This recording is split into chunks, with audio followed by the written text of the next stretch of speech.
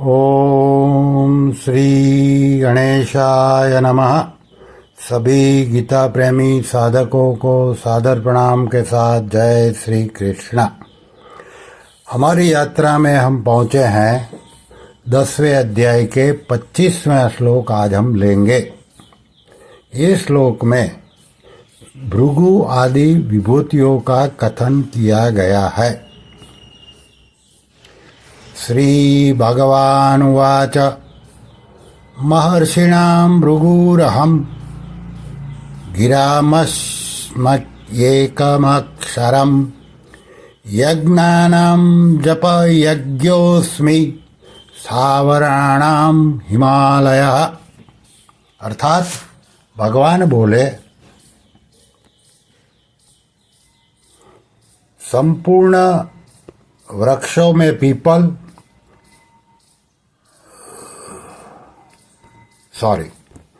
अर्थात भगवान बोले महर्षियों में भृगु और वाणियों यानी कि शब्दों में एक अक्षर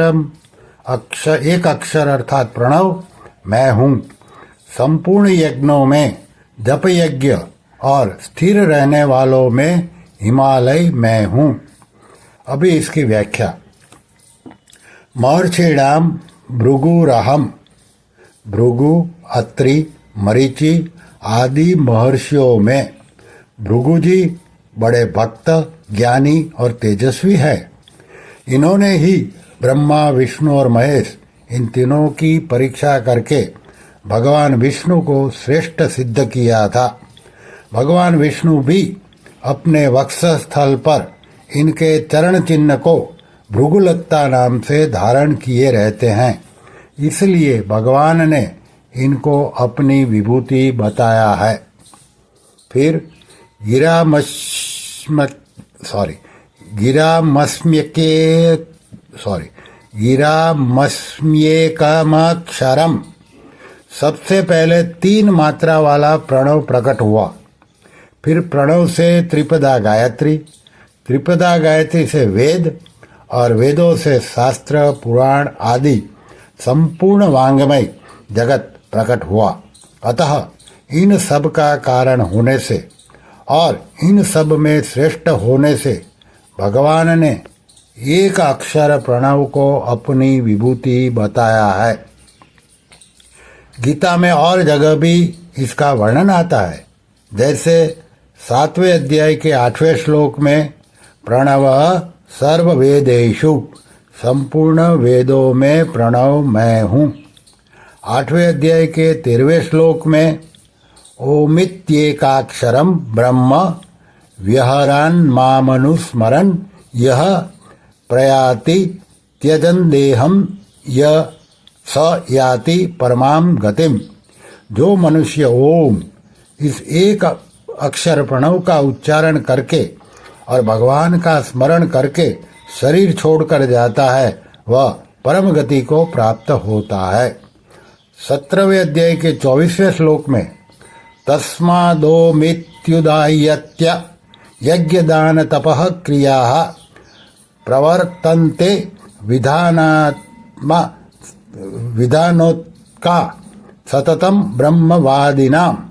वैदिक लोगों की शास्त्र विहित यज्ञ, दान और तपस्या रूप क्रियाएं प्रणव के उच्चारण करके ही प्रारंभ होती है।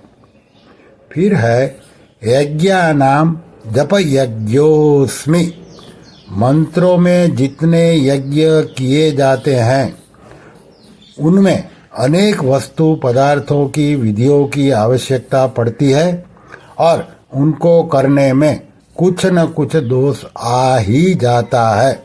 परंतु जप यज्ञ अर्थात भगवान नाम का जप करने में किसी पदार्थ या विधि की आवश्यकता नहीं पड़ती। इसको करने में दोष आना तो दूर रहा, प्रत्युत सभी दोष नष्ट हो जाते हैं। इसको करने में सभी स्वतंत्र हैं। भिन्न भिन्न संप्रदायों में भगवान के नामों में अंतर होता है, पर नाम जप से कल्याण होता है। इसको हिंदू, मुसलमान, बौद्ध, जैन आदि सभी मानते हैं। इसलिए भगवान ने जप यज्ञ को अपनी विभूति बताया है। आगे है स्थावराणाम हिमालय। स्थिर रहने वाले जितने भी पर्वत है उन सब में हिमालय तपस्या का स्थल होने से महान पवित्र है और सबका अधिपति है। गंगा यमुना आदि जितनी तीर्थ स्वरूप पवित्र नदियां हैं वे सभी प्रायः हिमालय से प्रकट होती हैं। भगवत प्राप्ति में हिमालय स्थल बहुत सहायक है।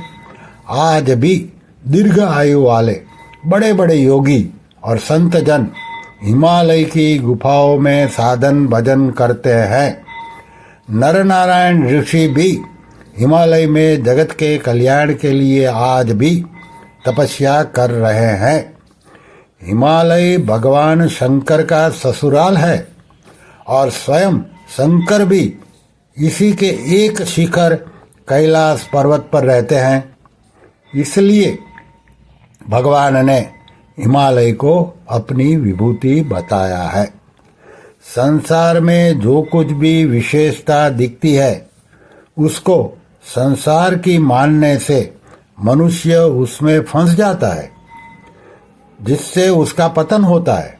परंतु भगवान यहाँ बहुत ही सरल साधन बताते हैं कि तुम्हारा मन जहाँ कहीं और जिस किसी विशेषता को लेकर आकृष्ट होता है वहाँ उस विशेषता को तुम मेरी समझो कि यह विशेषता भगवान की है और भगवान से ही आई है। यह इस परिवर्तनशील नाशवान संसार की नहीं है। ऐसा समझोगे मानोगे तो तुम्हारा वह आकर्षण मेरे में ही होगा। तुम्हारे मन में मेरी ही महत्ता हो जाएगी। इससे संसार का चिंतन छूटकर मेरा ही चिंतन होगा जिससे तुम्हारा मेरे में परम प्रेम हो जाएगा। श्री कृष्ण शरणम मम, श्री कृष्ण शरणम मम, श्री कृष्ण शरणम मम। ओम श्री कृष्णार्पणमस्तु।